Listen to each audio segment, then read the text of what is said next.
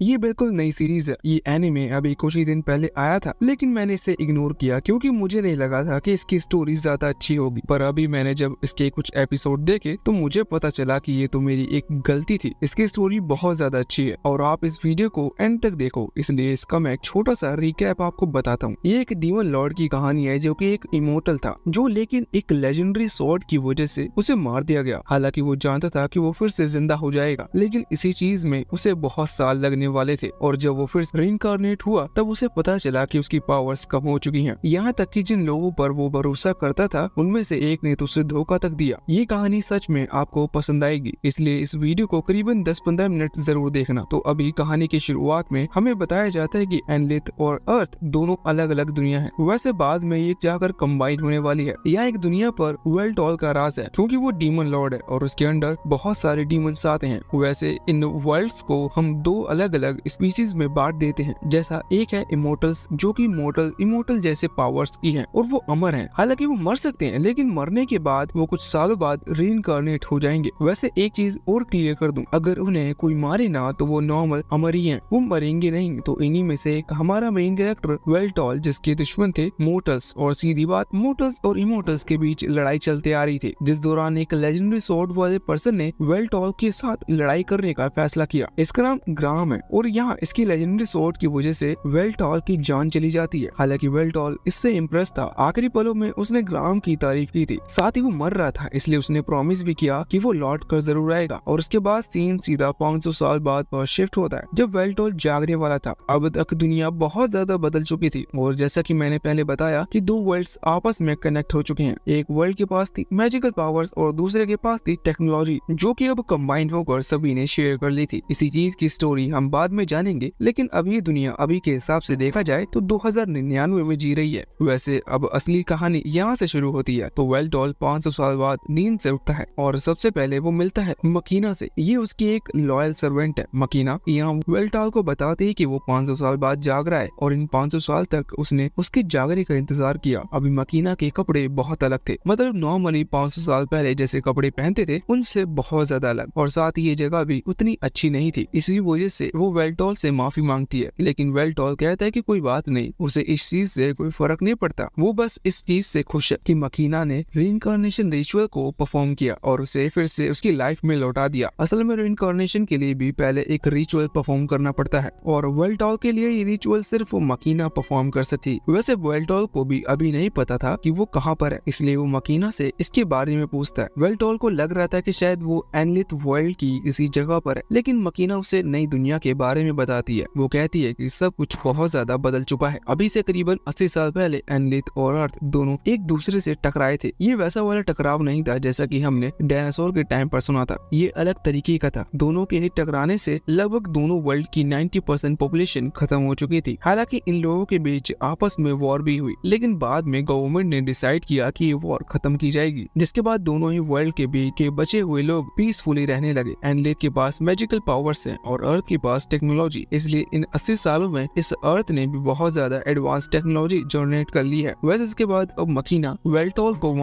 वहाँ वो नए वर्ल्ड दिखाने के लिए उस जगह से बाहर ले आती है। वेल्टॉल इस नई दुनिया को देखकर बहुत ज्यादा हैरान था और उसे ये देखकर अच्छा लग रहा था कि अब वर्ल्ड पूरी तरह से बदल चुकी है। तभी वो नोटिस करते हैं कि वहाँ पर बहुत ज्यादा भीड़ है और उसी समय एक आदमी आकर यहाँ मकीना से टकरा जाता है। हालांकि वो आदमी यहाँ लड़ता झगड़ता नहीं है, वो सीधा चला गया था। पर वेल्टॉल ये चीज देखकर हैरान था, क्योंकि मकीना उसके 6 पीयर्स में से एक है। पीयर्स का मतलब मुझे नहीं पता, पर उसके जो 6 स्पेशल लोग हैं उनमें से मकीना एक है। और ये बहुत बड़ी बात है कि डीमन लॉर्ड के आदमी से कोई इस तरह से टकरा जाए और माफी भी ना मांगे। वेल्टॉल फैसला करता है कि वो इस नई दुनिया में फिर से पहले जैसा डर का माहौल क्रिएट करेगा, मतलब वो इस दुनिया का राजा बनेगा, बिल्कुल सेम पहले की तरह। अभी मकीना उसे ऐसा करने से मना कर रही थी, लेकिन वेल्टॉल कहाँ सुनने वाला था। वो तो इतनी तेज अपना हाथ ऊपर कर अपनी मैजिक पावर को रिलीज कर देता है, जिस वजह से वहाँ आसमान में एक धमाका होता है। लेकिन लेकिन कोई भी आदमी इस चीज से नहीं डरता। वो जितने भी लोग थे वो इग्नोर करते हैं, वहाँ से आगे बढ़ जाते हैं, क्योंकि उनके हिसाब से वेल्टोल एक बेवकूफ है, क्योंकि इस तरह के मैजिक को डायरेक्ट रोड पर यूज करना साफ मना कर दिया गया है। और वेल्टोल ने जैसा ही अपने मैजिक का इस्तेमाल किया तो अचानक ही वहाँ एक सायरन बजने लगा। इसका मतलब कुछ ही देर में वहीं की पुलिस आकर वेल्टोल को पकड़ लेगी। अब यहाँ मकीना वेल्टोल को सारी बात बताती है कि मैजिक यूज करना मना है, और अगर कोई इसी तरह के पावरफुल मैजिक का इस्तेमाल करता है तो उसे पुलिस ले जाती है, और वो इस तरह की प्रॉब्लम में नहीं फंसना चाहते, इसलिए उन्हें यहाँ से निकलना चाहिए। हालांकि वेल्टोल कहता है कि वो डरपोक की तरह कभी भागता नहीं, लेकिन मकीना बार बार कह रही थी, इसलिए वेल्टोल मान जाता है। अभी मकीना उसे खींचते हुए ले जा रही थी। जब वो सभी लोगों के पास से निकल रहा था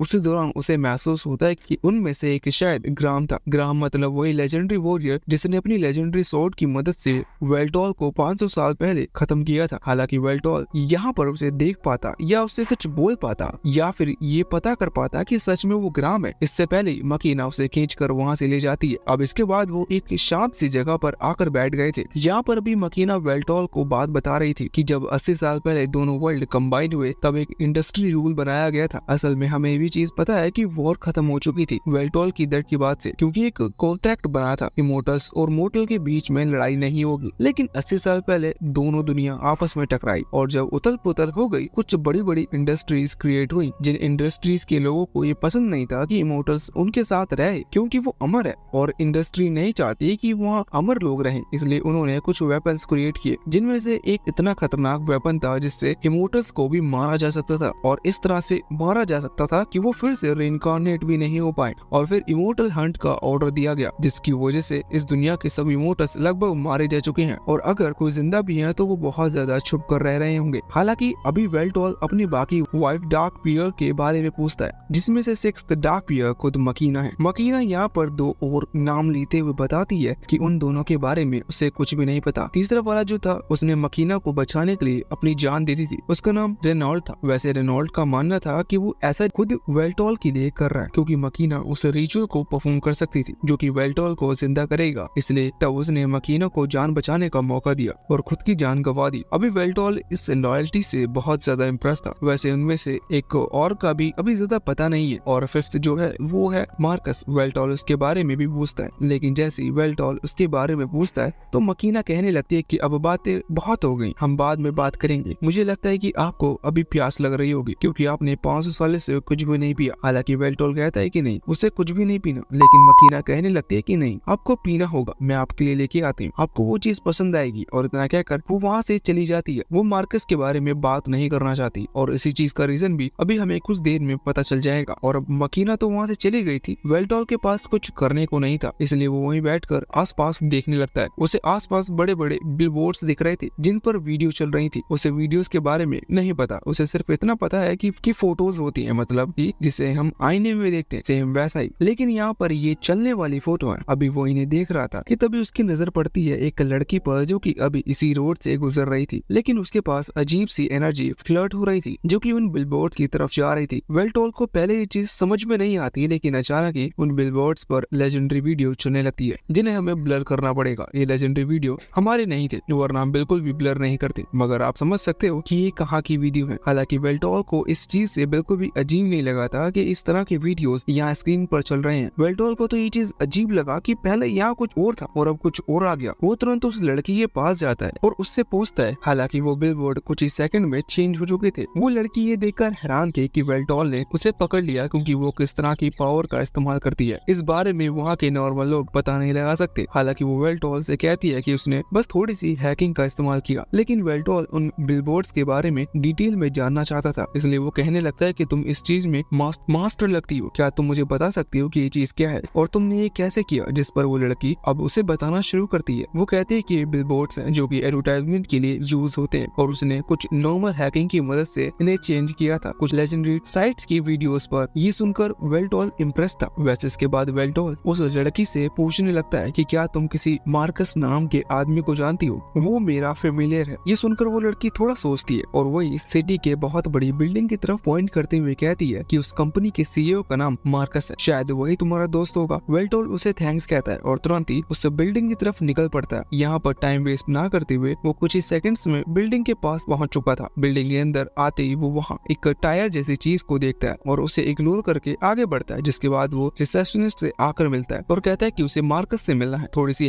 वो थोड़ी सी हैरान थी और तभी वहाँ पर मार्कस की पर्सनल सेक्रेटरी आ जाती है। वो कहती है कि वो उसे मार्कस से मिला सकती है और इसके बाद एलिवेटर के थ्रू उसे टॉप फ्लोर पर ले जाने लगती है। यहाँ सेक्रेटरी के कपड़े पर भी वही सेम टॉय का एक पिन लगी हुई थी। वेल्टॉल उसके बारे में पूछता है तो वो बताती है कि उनका मास्कोट है, मतलब किसी को प्रोडक्ट बनाएंगे बाद में और बिल्डिंग के लिए यूज करेंगे। वैसे सारी बातें वेल्टॉल के सर के ऊपर से जा रही थी, इसलिए वो इन्हें इग्नोर करना ही पसंद करता है। वैसे इसके बाद अब वो उस फ्लोर पर पहुंचते हैं जहाँ पर मार्कस का ऑफिस है। वो अंदर आती वेल्टॉल मार्कस को सामने कुर्सी पर बैठा हुआ देखता है। वेल्टॉल की प्रेजेंस के बाद भी अभी मार्कस ना ही वहाँ से खड़ा हुआ था और न ही वेल्टॉल के पास आया था, जो चीज वेल्टॉल को डिसरिस्पेक्टफुल लगती है। वो उससे कहता है कि तुम लोग बहुत बदल गए हो, तुम अपने किंग के सामने बैठे हो। ये सुनकर मार्कस उससे कहने लगता है कि मेरे दोस्त दुनिया बहुत ही ज्यादा बदल चुकी है, अब तुम्हें मुझे किंग समझ लेना चाहिए। हालांकि वेल्टॉल को ये चीज और ज्यादा बुरी लगती है, इसलिए अब वो हमला करने वाला था। लेकिन जैसे ही वो अपनी पावर को गैदर करना शुरू करता है, इतने में मार्कस की पर्सनल सेक्रेटरी यहाँ वेल्टॉल पर हमला कर देती है, जिस अटैक को वेल्टॉल को डोज करना पड़ता है। हालांकि डोज करने के बाद भी इस चीज से वेल्टॉल को थोड़ी सी चोट आई थी। वैसे अभी वेल्टॉल उस चोट की वजह से हैरान नहीं था। वेल्टॉल इस चीज से हैरान था कि सेक्रेटरी एक नॉर्मल ह्यूमन है, लेकिन फिर भी ये इस तरह के मैजिक का इस्तेमाल कर रही है। हालांकि तभी मार्कस कहने लगता है कि तुम कितने कमजोर हो चुके हो, पहले इस तरह के मैजिक से तुम्हें बिल्कुल भी खरोच भी नहीं आती थी, लेकिन अब तुम्हें इस तरह के मैजिक को डोज करना पड़ रहा है। क्या तुम्हें सच में लगता है कि तुम इतनी कम पावर से भी इस वर्ल्ड को रूल कर पाओगी? और इतना कहते हुए वो बोल पड़ता है कि मैं कमजोर राजा के लिए कभी काम नहीं करना चाहूंगा। ये सुनकर वेल्टॉल को बहुत ज्यादा गुस्सा आया था। वो फिर से अपनी पावर एक्टिवेट करता है। वैसे अपनी पर्सनल सेक्रेटरी को मार्कस ने ऑलरेडी रुकने को कह दिया था। यहाँ पर जैसे ही वेल्टॉल हमला करने के लिए अपनी पावर गैदर कर रहा था, तभी इतने में मार्कस एक अलग प्रोटेक्टिव स्पेल को रिलीज करता है, जिससे वेल्टॉल का वो अटैक स्टार्ट होने से पहले ही खत्म हो जाता है। वेल्टॉल इस चीज के लिए बहुत हैरान था, क्योंकि मार्कस कभी भी इस तरह के स्पेल का इस्तेमाल नहीं कर पाता था। अभी मार्कस वेल्टॉल को इस चीज का रीजन बताता है। वो तुरंत ही बाल को हटाते हुए अपनी गर्दन के पीछे लगी एक चिप को दिखाता है। हालांकि वेल्टॉल को नहीं पता कि ये चीज क्या है, इसलिए अब मार्कस एक इंट्रोडक्शन वीडियो निकालता है, जिस चीज में हमें उस चिप के बारे में पता चलता है। इस चिप को फिमिला कहा जाता है। मैजिक यूज करने के लिए 5 चीजों का होना जरूरी है, या यूं कह लो कि मैजिक यूज करने के लिए 5 चीजों का होना जरूरी है। ये चीज उनमें से 3 चीजों को हटा देती है। इसका मतलब अब मैजिक कोई भी इस्तेमाल कर सकता है। कोई भी से मतलब कोई भी, आपका पड़ोसी भी। जो चीज देखा जाए तो बिल्कुल भी मस्त है, लेकिन फ्यूचर में अगर ये कभी भी आती भी है तो ये बहुत महंगी होगी। हालांकि उनकी दुनिया में ये चीज आ चुकी है, लेकिन वेल्टॉल उसे यूज नहीं कर सकता, क्योंकि मार्कस ये चीज ऑलरेडी जानता था कि 5 साल बाद वेल्टॉल को तो लौट कर आना ही है। इसलिए उसने इस चीज को बहुत ही अलग तरीके से डिजाइन किया है। उसने इस फमीला के अंदर उस तरह की AI टेक्नोलॉजी डाली है कि जिससे कोई भी सुपर पावर इंसान इसे यूज ना कर पाए। वेल्टॉल सच में सुपर पावरफुल है, भले ही उसकी पावर बहुत ज्यादा कम हो चुकी हो, लेकिन एक वक्त पर वो बहुत ही ज्यादा ताकतवर था। इस तरह का पर्सन कभी फमीला का यूज नहीं कर पाएगा, और अगर कोई यूज भी नहीं कर सकता तो वो इसे इम्प्लांट करवा कर करेगा भी क्या। वैसे वेल्टॉल उससे पूछने लगता है कि आखिर उसने सब क्यों किया, जिस पर मार्कस कहने लगता है कि क्योंकि वो वेल्टॉल को शुरुआत से ही पसंद नहीं करता था। वो बताता है कि वो वेल्टॉल को हेट करता है, लेकिन उसके पास इतनी पावर ही नहीं थी कि वो वेल्टॉल को हरा पाए, या फिर खुद वेल्टॉल की जगह एक डीमन लॉर्ड या फिर किंग बन पाए। इसलिए जब उसे ये मौका मिला तो उसने इस मौके को जाने नहीं दिया, और अब ये दुनिया बहुत ज्यादा बदल चुकी है। वैसे मार्कस की बात खत्म हो चुकी थी, इसलिए वो वेल्टॉल से कहता है कि तुम्हें यहाँ से चले जाना चाहिए, और वो वेल्टॉल को इज्जत से जाने नहीं देना चाहता था। इसलिए वो तुरंत ही छोटे छोटे फॉर्मेशन क्रिएट करते हुए वहाँ से स्वॉर्ड निकाल कर वेल्टॉल की तरफ फेंकता है। ये स्पिरिचुअल स्वॉर्ड्स थी, इसलिए ये वेल्टॉल को जान से नहीं मारेंगी, लेकिन डैमेज तो पहुंचा ही देंगी। वो स्वॉर्ड्स वेल्टॉल से टकराती हैं, जिसकी वजह से वेल्टॉल पीछे लगी खिड़की से टकराता है, और कांच टूटने की वजह से वेल्टॉल वहाँ से नीचे गिर जाता है। वेल्टॉल को इस चीज से बहुत चोट आई थी। वहाँ अभी ऊपर मार्कस कह रहा था कि अब मैं इस दुनिया का डीमन लॉर्ड हूँ। तभी उसकी सेक्रेटरी कहने लगती है कि ये मास्कोट तैयार है, इसलिए हमें एडवर्टाइजिंग की आइडियाज को डिस्कस कर लेना चाहिए। जो सुनकर मार्कस कहता है कि हम अगली मीटिंग पर डिस्कस करेंगे, अभी मुझे खुश होने दो। वैसे अब सीन यहाँ पर वेल्टॉल पर आता है। वो सिटी में आ चुका था, उसे बहुत ज्यादा चोट लगी थी, लेकिन उसके पास अभी भी इतनी पावर्स तो हैं कि वो वहाँ से यहाँ तक आ सके। यहाँ पर आने के बाद वो नोटिस करता है कि उसकी जो मैजिकल पावर है वो रिकवर करने में बहुत ज्यादा टाइम लगा रही है। उसी दौरान उसकी मुलाकात कुछ ह्यूमन से होती है, जो कि बहुत भड़कीले ह्यूमंस थे, और फाइट में यहाँ भी वेल्टॉल हार जाता है, और वेल्टॉल को ज्यादा चोट आ जाती है। अभी वो कचरे के ढेर में पड़ा हुआ था। वो कह रहा था कि एक वक्त पर वो डीमन लॉर्ड था और उसके पास न जाने कितनी पावर थी। लेकिन अब सच में सब कुछ बदल चुका है। उसी दौरान वहाँ पर मकीना आ जाती है, वो वेल्टोल को वहाँ से ले जाती है। अभी वो ट्रेन में थे जहाँ मकीना वेल्टोल से माफी मांग रही थी इसी चीज के लिए कि उसने वेल्टोल को नहीं बताया कि मार्कस ने उन्हें धोखा दिया है, क्योंकि अगर वो पहले ये सारी बात बता देती तो वेल्टोल उस बिल्डिंग में कभी नहीं जाता और शायद ये सब होता ही नहीं। लेकिन वेल्टोल उससे कहता है कि नहीं, गलती तुम्हारी नहीं है, अगर तुम मुझे बता देती तो भी मुझे वहाँ जाना ही पड़ता, क्योंकि मैं इस चीज पर विश्वास नहीं कर सकता था कि मार्कस मुझे धोखा देगा। वैसे अब अगले सीन में ये लोग उस अपार्टमेंट के बाहर पहुंच चुके थे जहाँ पर मकीना इतने टाइम से रहते आ रही है। यहाँ आकर मकीना बताती है कि बस इस बिल्डिंग में रहती है, जो सुनकर वेल्टोल खुश होता है क्योंकि ये बिल्डिंग बड़ी थी। लेकिन वेल्टोल को लग रहा था कि मकीना इस पूरी बिल्डिंग को ऑन करती है, लेकिन मकीना बाद में उसे उस अपार्टमेंट के रूम में ले आती है जो कि उसने किराए पर ले रखा है। उसके पास इतने पैसे नहीं है कि वो पूरी बिल्डिंग खरीद सके। वेल्टोल बहुत छोटा था, लेकिन वो अपनी जॉब के पैसों से सिर्फ इतना ही कर सकती थी। हालांकि वेल्टोल इस चीज से बहुत ज्यादा खुश था कि उसे इतनी अच्छी सर्वेंट मिली, जबकि अब वो मकीना को सर्वेंट नहीं एक दोस्त समझता है। वो उसे हक करते हुए कहता है कि तुम्हारा बहुत बहुत शुक्रिया। वैसे इसके बाद हमें मकीना का पास्ट दिखाया जाता है। हम देखते हैं कि 500 साल से और ज्यादा कई साल पहले जब मकीना वेल्टोल से नहीं मिली थी तब वो मोटर्स के बीच रहा करती थी। उस टाइम पर मोटर्स और इमोटल्स के बीच लड़ाई चल रही थी। जब मोटर्स को मकीना की असलियत के बारे में पता चला तो उन्होंने मकीना को कोसना शुरू कर दिया। वो एक गाँव था और वहाँ पर बहुत गरीबी थी और हर चीज का रीजन वो मकीना को मानने लगे थे। वो कहते हैं कि ये एक इमोटल है और ये एक शापित लड़की है, इसलिए सारी गलती इसी की है। वो उसे जान से मारने के लिए एक पहाड़ी के पास लाए थे जो कि नीचे से वेल्केनो का था। तो वहाँ से मकीना को धक्का देते हैं क्योंकि उसे वो मारना चाहते थे, पर वेल्टोल वहाँ जाकर उसे बचा लेता है। वेल्टोल को खबर मिली थी कि यहाँ लोग एक इमोटल को जान से मारने की कोशिश कर रहे हैं। वेल्टोल खुद भी एक इमोटल है, इसलिए वो ऐसा नहीं होने दे सकता था। जब आकर वो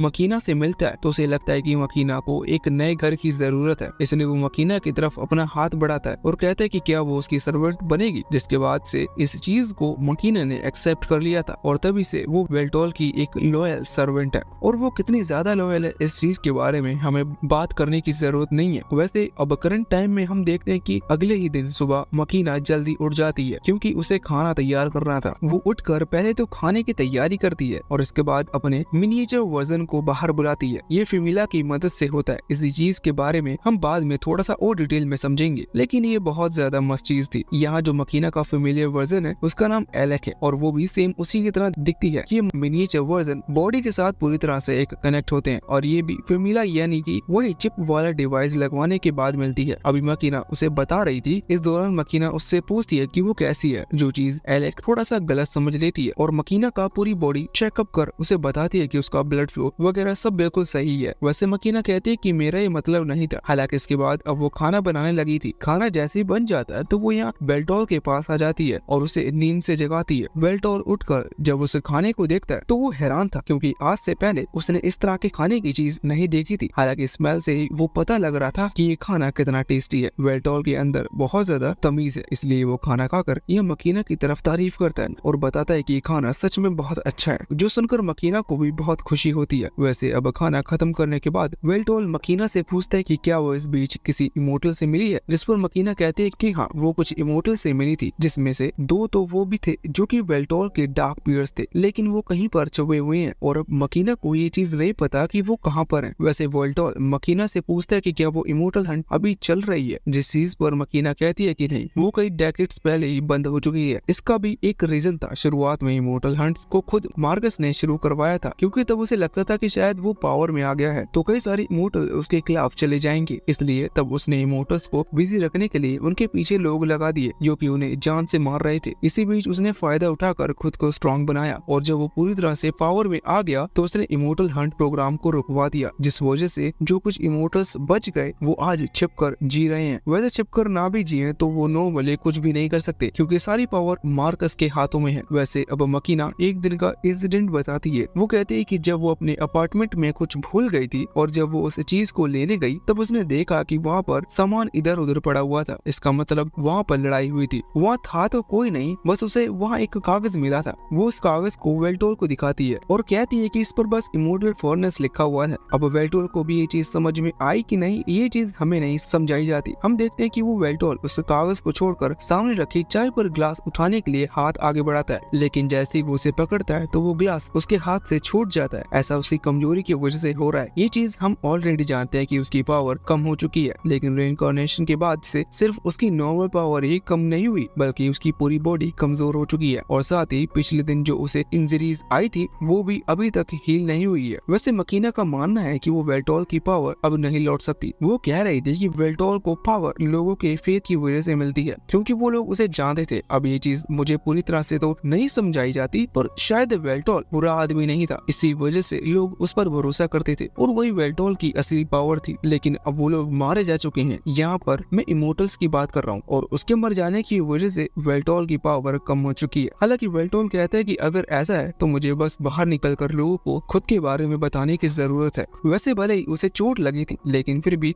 वो बाहर जाना चाहता था। वो कहता है कि मैं घर पर नहीं रह सकता, यहाँ तो मैं बोर हो जाऊंगा। इसलिए बात मानते हुए मकीना कहने लगती है कि ठीक है फिर हम दोनों शॉपिंग पर चलते हैं। और अगले सीन में अब वो शॉपिंग पर आ जाते हैं। यहाँ मकीना ने अपने कपड़े बदल लिए थे क्योंकि वो बाहर दूसरे कपड़े पहन कर आती है, लेकिन सच में मानना पड़ेगा कि वो घर वाले कपड़ों में ज्यादा क्यूट लगती है। वैसे कमाल की बात यह है कि वो अभी एक कपड़ों की शॉप पर आए हुए थे। यहाँ पर वो वेल्टॉल के लिए कपड़े लेने वाले हैं क्योंकि डीमन लॉर्ड के कपड़े सच में देखा जाए तो इस वर्ल्ड के लिए बहुत ज्यादा अजीब लग रहे हैं। वो यहाँ अंदर आते ही अभी वेल्टॉल से माफी मांगने लगती है। वो कहते हैं कि मुझे माफ करना कि मैं इतनी सस्ती शॉप में लेके आई हूँ लेकिन मेरे पास ज्यादा पैसे नहीं है। ये सुनकर वेल्टॉल कहने लगता है कि कोई बात नहीं, वैसे मैं कुछ भी पहनूं मुझ पर वो अच्छा ही लगेगा। इसके बाद मकीना उसे एक डिवाइस पर खड़े होने को कहती है। वो डिवाइस वेल्टॉल को पूरी तरह से स्कैन कर देता है जिससे कि वो वेल्टॉल की नाप के कपड़े उसे दे पाए। बस यहाँ पर कपड़े खुद से चुनना था और वेल्टॉल को इस वर्ल्ड के कपड़ों के बारे में बिल्कुल भी जानकारी नहीं है, इसलिए ये काम वो मकीना पर ही छोड़ देता है। हालांकि मकीना भी लड़कों के कपड़ों के बारे में ज्यादा नहीं जानती, इसलिए वो तुरंत ही एलेक को बाहर बुलाती है और कहती है कि तुम कुछ ढूंढो। एलेक ने वहाँ पर एक ट्रैक सूट ढूंढ लिया था जो कि मकीना को उतना ठीक नहीं लगता, लेकिन वेल्टॉल कहता है कि हाँ ये अच्छा है। वेल्टॉल को अभी वो चीज पसंद आ रही थी क्योंकि उसके पीछे कुछ लिखा हुआ था। वेल्टॉल मकीना से पूछता है कि ये क्या लिखा हुआ है,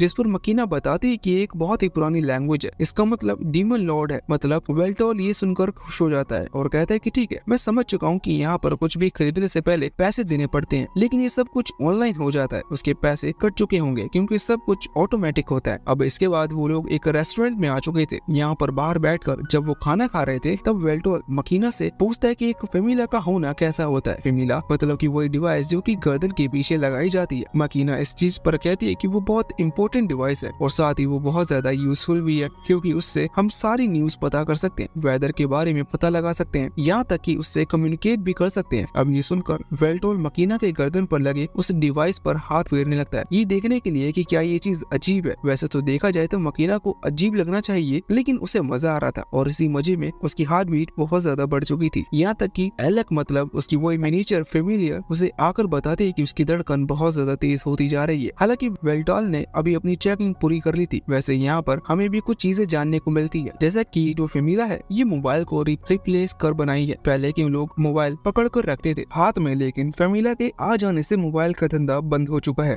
क्योंकि फेमिला के अंदर हर वो चीज है जो कि मोबाइल के अंदर थी। वैसे देखा जाए तो मोबाइल में हम एड देख सकते थे, लेकिन फेमिला के आने से कंपनी को जो ज्यादा फायदा हुआ है क्योंकि ये एड्स डायरेक्टली ब्रेन में पहुंचती हैं। इसका मतलब फ्यूचर में अगर ऐसी कोई चीज बनती है तो उस पर भी हमें सब्सक्रिप्शन लेना होगा। मगर कमाल की बात है कि मैंने आज तक किसी भी चीज का सब्सक्रिप्शन नहीं लिया। अगर तुम चाहो तो अपनी लाइफ का पहला सब्सक्रिप्शन ले सकते हो हमारी मेंबरशिप लेकर। खैर छोड़ो, ये तो तुम्हारा डिसीजन है। वैसे अब हम देखते हैं कि वेल्टॉल यहाँ मकीना के साथ वापस उसके अपार्टमेंट की तरफ लौट आया था, जहाँ बाहर पहुंचकर वो ये चीज डिक्लेयर करता है कि कल से वो भी जॉब पर जाएगा। वैसे नॉर्मल सी बात है, उसके पास अभी नौकरी नहीं है, इसलिए कल वो नौकरी ढूंढेगा और शायद परसों से नौकरी पर जाएगा। लेकिन ये सुनकर मकीना हैरान हो जाती है। वो कहने लगती है कि नहीं, आपको इस तरह के छोटे काम करने की जरूरत नहीं है। मैं जानती हूँ कि मैं अभी इतना नहीं कमा पाती कि हम लग्जरियस लाइफ जी सके, लेकिन मैं पूरी मेहनत करूंगी, मैं ज्यादा काम करूंगी, यहाँ तक कि मैं 2-3 जॉब और ढूंढ सकती हूँ जिससे मुझे ज्यादा पैसे मिले। उसका कहना बस यही था कि वेल्टॉल को नौकरी करने की जरूरत नहीं है, लेकिन वेल्टॉल कहने लगता है कि नहीं, अब दुनिया बदल चुकी है, इसलिए मुझे भी बदलना होगा। मैं पहले की तरह डीमन लॉर्ड नहीं हूँ। हालांकि नौकरी के चलते मैं अपना इस दुनिया पर राज करने का सपना छोड़ूंगा नहीं, वो इस चीज में कंटिन्यू करूंगा, लेकिन काम करते वक्त क्योंकि मैं इस तरह से तुम्हें काम पर लगाकर घर पर बैठ नहीं सकता, ये चीज मुझे पसंद नहीं आएगी, इसलिए मुझे काम करना होगा। क्या तुम मेरे साथ दोगी? जो सुनकर मकीना तुरंत अपने घुटनों के बलाते हुए कहती है कि मैं हमेशा आपका साथ दूंगी। वैसे देखा जाए तो अभी ज्यादा देर नहीं हुई है, मतलब अभी दिन ही है, इसलिए वेल्टॉल कल के बजाय आज ही जॉब ढूंढने के लिए निकल पड़ता है। लेकिन जैसे वो अपार्टमेंट के बाहर आता है तो यहाँ मकीना उसे रोक लेती है। वो कहती है कि वो भी उसके साथ चलेगी क्योंकि वेल्टोल इस वर्ल्ड में नया है इसलिए वो जॉब नहीं ढूंढ पाएगा। पर वेल्टोल कहता है कि नहीं, तुम्हें अपने काम पर भी तो जाना है, इसलिए तुम मेरे साथ मत आओ। मकीना कहने लगती है कि कोई बात नहीं, मैं आज के दिन की छुट्टी ले लूंगी। लेकिन वेल्टोल कहता है कि नहीं, ये चीज सही नहीं है, तुम मेरे लिए छुट्टी ले रही हो। ऐसे में अगर तुम्हारी जॉब भी चली गई तो फिर हम क्या करेंगे। मकीना को भी ये बात सही लगती है, इसलिए वो बाद में बात मान लेती है। लेकिन वो वेल्टोल को एक डिवाइस देती है जो कि किसी मिनी फोन की तरह है। वो कहती है कि इससे वेल्टोल उसे कांटेक्ट कर सकता है। साथ ही उस डिवाइस में एक ट्रैकर भी लगा हुआ था, जिससे वेल्टोल कहीं गलती से किसी प्रॉब्लम में फंस गया, फिर घर तक नहीं पहुंच पाया तो मकीना को उसका पता लग जाएगा। अब वेल्टोल उस डिवाइस को लेकर वहां से चला गया था। हालांकि बाद में उसे लग रहा था कि मकीना उसे बिल्कुल किसी छोटी बच्ची की तरह ट्रीट कर दिया है। लेकिन ये इम्पोर्टेंट चीज है, अभी उसे जॉब चाहिए, लेकिन उसे नहीं पता कि जॉब कैसे ढूंढेगा। अभी वो एक जगह पर बैठा हुआ था और उसे लगभग थोड़ी थोड़ी भूख भी लगने लगी थी। वो सोच रहा था कि इस तरह से बैठे रहने पर तो उसे कोई नौकरी नहीं मिलेगी। हालांकि वो करता भी क्या, इसलिए वो चिल्ला पड़ता है कि ना ही उसके पास पैसा है और ना ही काम। जो सुनकर एक आदमी वहाँ आता है। वो कहता है कि उसके पास काम नहीं है तो उसे कमर्शियल गिल्ड में जाना चाहिए, जहाँ वो अपने CID दिखाकर जॉब ले सकता है। यहाँ पर CID का मतलब सिटीजन ID है। हालांकि वेल्टोल को नहीं पता कि ये सिटीजन ID क्या चीज होती है। जो सुनकर वो आदमी कहने लगता है कि इसका मतलब तुम इस जगह से नहीं हो, तुम कहीं और से आए हो। वो बताता है कि उसकी जगह वेल्टोल को यहाँ पर खड़े होकर इस तरह से चिल्लाना नहीं चाहिए। जो सुनकर वेल्टोल को लगता है कि शायद ये इस आदमी की टेरिटरी है, इसीलिए वो माफी मांगते हुए वहाँ से जाने लगता है। हालांकि वो अच्छा आदमी था। वो वेल्टोल से कहता है कि रुको, और इसके बाद में वेल्टोल को एक फॉर्म देता है जो कि वेल्टोल वहाँ कमर्शियल गिल्ड में देकर नौकरी ले सकता है। हालांकि वो आदमी कहता है कि देखो, तुम्हें नौकरी मिलेगी कि नहीं इस चीज के लिए मैं कंफर्म नहीं हूँ, लेकिन ये तुम्हारा लक है, शायद तुम्हें काम मिल जाए। वैसे यहाँ वेल्टोल को कुछ एडवाइस भी देता है, जैसे कि उसे किस तरह की नौकरी बिल्कुल भी नहीं करनी चाहिए, क्योंकि कुछ नौकरियां ऐसी होती हैं जो ज्यादा पैसे नहीं देती, बस उसमें काम ज्यादा होता है। इसलिए वो उसी बारे में वेल्टोल को जानकारी दे रहा था, क्योंकि वो समझ गया था कि वेल्टोल इस जगह का नहीं है या फिर वेल्टोल को इस जगह की नॉलेज नहीं है। वैसे अब अगले सीन में वेल्टोल उस कमर्शियल गिल्ड में पहुंच चुका था, जहां वो उस एप्लीकेशन को फिल कर ले आया था। हालांकि जब वहां पर रिसेप्शनिस्ट उस एप्लीकेशन को पढ़ता है तो वो उस एप्लीकेशन में बिल्कुल भी इंटरेस्टेड नहीं दिखाता। वेल्टोल ने अपनी बेस्ट स्किल में लिख कर रखा था कि उसे वाइड स्केल एनाइलेशन मैजिक बहुत अच्छे से आता है। साथ ही उसने कुछ इंडक्शन एक्सेलरेशन के बारे में लिखा था, जो कि देखा जाए तो 500 साल पहले की सोच है और उन्हें इस तरह के स्किल वाले आदमी की जरूरत बिल्कुल भी नहीं है। साथ ही वो बताता है कि वेल्टोल के पास फमीला भी नहीं है, इसलिए वैसे भी वो उसे अपने साथ नहीं रख सकते। अब वेल्टोल डिप्रेस होकर वापस अपने घर पहुंचता है, मतलब कि मकीना के उस अपार्टमेंट में पहुंचता है। मकीना भी काम से लौट आई थी। वेल्टोल उसे सारी बात बताता है, जिस पर मकीना कहती है कि कोई बात नहीं, उसे भी काम मिल जाएगा। हालांकि वेल्टोल उससे पूछता है कि वो इस दुनिया में किसी भी काम के लिए परफेक्ट नहीं है, जिस चीज पर मकीना कहने लगती है कि नहीं, उसे ऐसा नहीं सोचना चाहिए, वो सबसे ज्यादा बेस्ट है। वैसे वो बोल रही थी कि जब तक वेल्टोल को काम नहीं मिल जाता तब तक सारी चीजें वो संभाल लेगी, लेकिन वेल्टोल इस तरह से बैठकर टाइम पास नहीं करना चाहता, इसलिए वो उससे कहने लगता है कि क्या तुम किसी ऐसे को नहीं जानती जो मदद कर सके मुझे काम दिलवाने में। अब मकीना थोड़ा सा सोचती है। मकीना का वैसे तो वर्ल्ड में कोई भी दोस्त नहीं है, लेकिन वो एक लड़की को जानती है। वेल्टोल पूछता है कि क्या वो तुम्हारी दोस्त है, जिस पर मकीना कहती है कि नहीं, बस मैं उसे जानती हूँ, हम पहले घूम भी चुके हैं, हमने साथ में खाना खाया, हम सोए भी हैं, लेकिन मैं बस उसे जानती हूँ। वेल्टोल के हिसाब से ये सारी चीजें दोस्ती वाली ही हैं, लेकिन फिर भी मकीना कह रही थी कि नहीं, वो उसकी दोस्त नहीं है। बाद में ये लोग एक बार में मिलते हैं,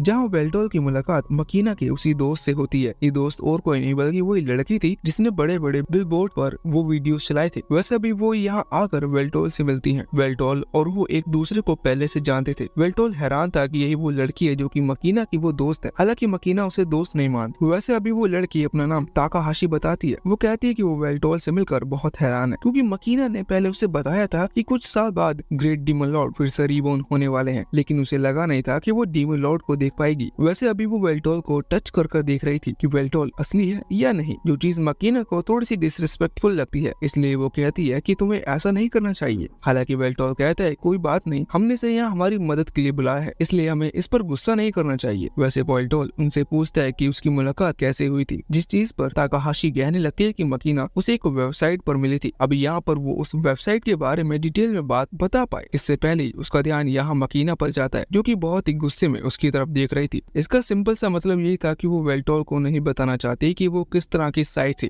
इस वजह से अब ताकाहाशी आगे की डिटेल्स बताना बंद कर देती है। वैसे उसी दौरान वेल्टोल नोटिस करता है कि ताकाहाशी की गर्दन के पीछे भी सेम वही फेमिला नाम की चिप लगी हुई है, इसलिए वेल्टोल तुरंत ही वहाँ उस चिप पर हाथ फहराने लगता है, जो चीज ताकाहाशी को थोड़ी सी अजीब लगती है, लेकिन वो वेल्टोल को उसका काम काम करने देती है। अब कुछ देर बाद तक हाथ फहराने के बाद वेल्टोल सारी चीजें पता लगा लेता है। पहले तो वो ताकाहाशी से इस तरह के बिहेवियर के लिए माफी मांगता है और कहने लगता है कि तुम्हारी फैमिला और मकीना की फैमिला बहुत ज्यादा अलग है। यहाँ पर वेल्टोल उन फैमिलास के कंपोनेंट्स के बारे में बात कर रहा था, मतलब वो छोटी छोटी डिटेल जो कि अलग अलग फैमिला के अंदर प्लांट होती हैं। अभी ये देखकर ताकाहाशी हैरान थे क्योंकि वेल्टोल ने सिर्फ फैमिला को टच किया था, लेकिन तभी मकीना बताती है कि वेल्टोल के पास सेज आई है। इसका मतलब वो किसी भी पर्सन या फिर किसी भी ऑब्जेक्ट को टच कर ये चीज पता लगा सकता है कि उसमें माना मतलब की एनर्जी किस तरह से फ्लो हो रही है। हालांकि वो पूरी डिटेल पता नहीं लगा सकता क्योंकि अभी भी बहुत सी चीजें ऐसी हैं जो कि वेल्टोल को समझने की जरूरत है। लेकिन ये आज का टॉपिक नहीं है। आज का टॉपिक है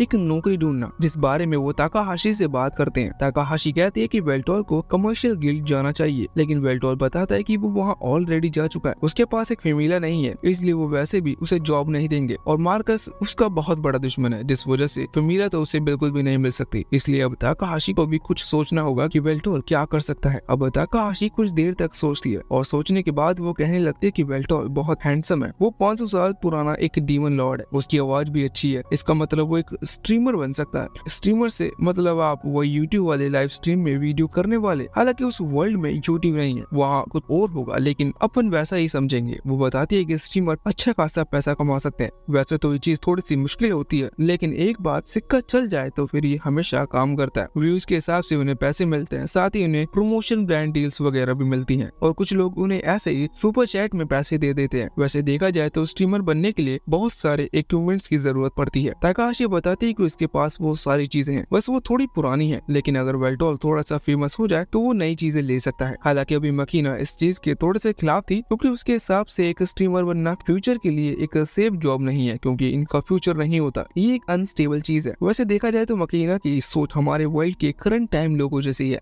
मतलब अगर कोई अनस्टेबल जॉब से महीने के लाखों कमाए वो चीज सही नहीं है, लेकिन एक स्टेबल जॉब से अगर वो 15,000 कमा रहा है महीने के तो वो काफी है। वैसे तो तुम यहाँ पर एनिमे देखने के लिए आए हो, लेकिन बस मैं ऐसा ही बता रहा हूँ कि ये चीज सही नहीं है। वैसे अभी ताकाहाशी कह रही थी कि वेल्टोल की बॉडी में एक ऑरा है, ये वही स्वॉर्ड वाला ऑरा है जो कि अभी वायरल हो रहा है। वो बताते कि वेल्टोल की बॉडी में एक ऑरा है जो कि लोग नोटिस कर सकते हैं, साथ ही वो दिखने में भी अच्छा है, इसलिए लोग उसे पसंद करेंगे। और वैसे भी लोगों को अब गेम देखने में मजा नहीं आता, वो सिर्फ सामने वाले की कमेंट्री या उसके लुक्स देखते हैं कि वो वीडियो में क्या कर रहा है। इसलिए वेल्टोल को बस कुछ ऐसा करना होगा जिससे लोगों को मजा आए। अब ये चीज सुनते हुए मकीना को भी ये चीज सही लगती है और वो मान जाती है। वैसे वेल्टोल से वो पूछती है कि उसका इस चीज पर क्या कहना है। अब वेल्टोल के पास कोई चॉइस थी नहीं, इसलिए वो कहता है कि ठीक है, मैं इस चीज के लिए तैयार हूँ। अगले सीन में हम देखते हैं कि मकीना भी अपने अपार्टमेंट के वॉशरूम में नहा रही थी और दूसरी तरफ वेल्टोल वहाँ बाहर टेबल पर बैठकर मकीना के दी हुई एडवाइस के इंटरनेट एक्सप्लोर कर रहा था, जहाँ उसे पूरे इंटरनेट समझ में आता है। उसे बस ये बात समझ चुका था कि इंटरनेट वो चीज है जहाँ पर इंफॉर्मेशन बहुत ही आसानी से मिल जाती है, लेकिन ये चीज जितनी अच्छी है उतनी बुरी भी है कि यहाँ पर कैट वीडियो से लेकर अलग टाइप की कैट वीडियोस तक सब चीज मिलती है। वैसे अब जब वो ये सब चीज चेक कर रही थी कि तभी मकीना वहाँ वॉशरूम से बाहर आती है। उसने अभी बिल्कुल भी कपड़े नहीं पहन रखे थे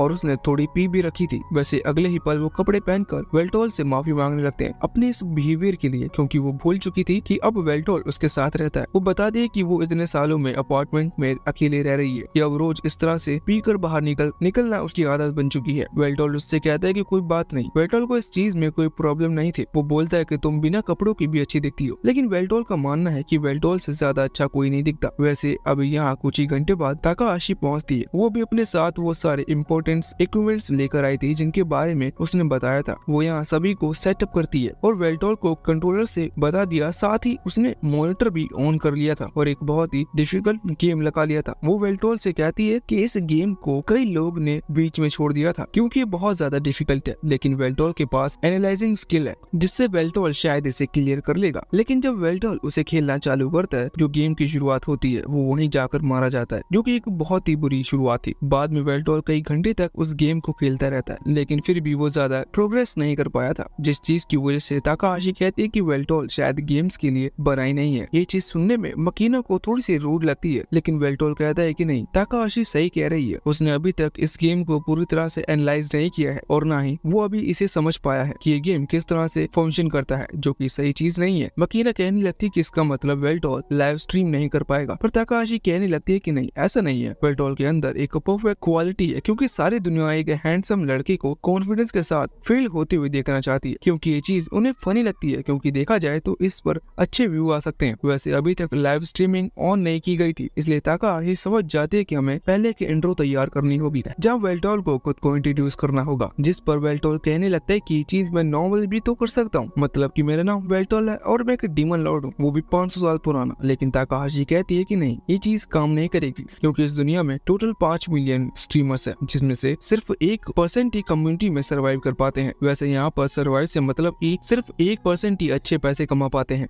वैसे भी वेल्टोल थोड़ा सा कंफ्यूज था क्योंकि उसे समझ में नहीं आ रहा था कि वो अपने इंट्रोडक्शन में ऐसा क्या खास रखे जो कि लोगों को अट्रैक्ट कर पाए। तभी मकीना कहने लगती है कि वो अपना नॉर्मल डिक्लेरेशन स्टेप कर सकता है, जिसके बाद वेल्टोल को परफॉर्म करके दिखाता है। वो एटीट्यूड के साथ कहता है कि तुम सभी मोर्टल्स मेरे सामने झुककर मुझे सलाम करो और अब से सिर्फ मेरी ही मर्जी चलेगी। ऐसा वो पहले किया करता था जब वो डीमन लॉर्ड था, जो देखने में अच्छा लग रहा था। लेकिन ताकाहाशी कहती है कि ये चीज उतनी परफेक्ट नहीं लग रही। वैसे तो उसे ये चीज सही लग रही थी, पर उसके हिसाब से इसमें कुछ ऐड करने की जैसा है। बाद में वो लोग इस चीज के बारे में सोचते हैं और इसके बाद फाइनली ये चीज वेल्टोल को बता दी जाती है कि लाइव स्ट्रीम करते कैसे हैं। वैसे इस चीज के पहले ताकाहाशी से समझाती है कि तुम्हें इस चीज पर ध्यान रखनी है, तुम्हें लाइव स्ट्रीम रोज करनी है, चाहे लोग तुम्हें देखें या ना देखें। साथ ही वो वेल्टोल को समझा दे कि उसे बिल्कुल भी टेक्स्ट टाइप के सेंटेंस नहीं बोलने, वरना उसे बैन कर दिया जाएगा। और फिर इसके बाद वो मकीना से कहती है कि उसे कभी भी कैमरे के सामने नहीं आना है, वरना लोगों को लगेगा कि वो वेल्टोल की गर्लफ्रेंड है, जो कि देखा जाए तो शुरुआती इमेज के लिए अच्छी नहीं है। अब इतना सब होने के बाद ताकाहाशी जाती है अपने एक दोस्त के पास, वो भी एक स्ट्रीमर है, इसलिए ताकाहाशी अपनी अच्छी इमेज की वजह से उसे रिक्वेस्ट करती है कि वो वेल्टोल को प्रमोट करे, क्योंकि वेल्टोल का ये नया चैनल है, ये शुरुआत में नहीं चल सकता, जिस पर वो मान जाती है और उसे प्रमोट कर देती है। वेल्टोल की पब्लिसिटी हो चुकी थी, इसलिए धीरे धीरे लोग उसे जानने लगे थे और फॉलो करने लगे थे। लेकिन अभी भी उसके कमेंट सेक्शन में बहुत लोग उसे ट्रोल करते थे, मतलब कि उसे रोस्ट किया करते थे, जो चीज वेल्टोल को बिल्कुल भी प्रॉब्लम नहीं दे रही थी, क्योंकि वेल्टोल के हिसाब से वो उन ट्रोल्स कमेंट को अपने दिल पर ले ही नहीं रहा था, उसके लिए भी वो नॉर्मल थे। वो कहता है कि तुम्हें जो कहना है वो कहो। इससे हमें पता चलता है कि वेल्टोल को इस चीज की बहुत पहले से आदत है, क्योंकि इन बुरे कमेंट्स के बीच उसके अच्छे कमेंट्स भी थे।